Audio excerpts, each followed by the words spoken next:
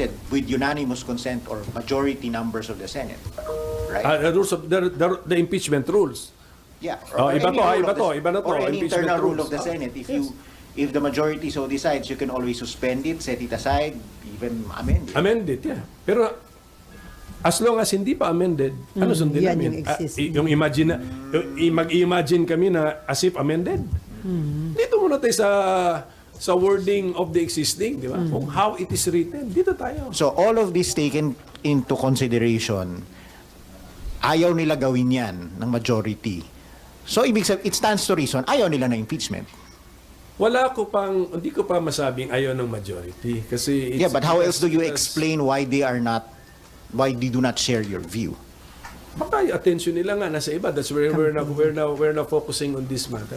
So, and then so that the Senate President can focus every senator's attention on this matter, magpatawag na siya ng caucus. Sir, do you intend to talk to SP about that? Yeah. Kakausapin niyo si SP? Sabi ko sa SP, sulatan ko pa siya. Sulatan niyo ulit? Sulatan ko ulit. Para siguradong in writing. Sir, are you also planning to talk to the other senators para ma-convince po sila about your position na kailangan na talaga ng special Si session? SP na lang siguro ako diretso para hindi lumalabas na ginagapang ko yung majority. Minority kasi kami. So si SP na diretso. Opo. And what happens if si SP mag-stand firm na hindi talaga siya magpapatawag ng special session? What will be Huwag the muna next nga action session, then? caucus muna. Caucus muna. Then, pakinggan nila ako. Ngayon kung talagang ayaw nila, aminin namin sa taong bayan na ayaw nila. Ganun siguro kasi. Because if this is really a political question, then therefore it is a legitimate political issue. Di ba? For the people.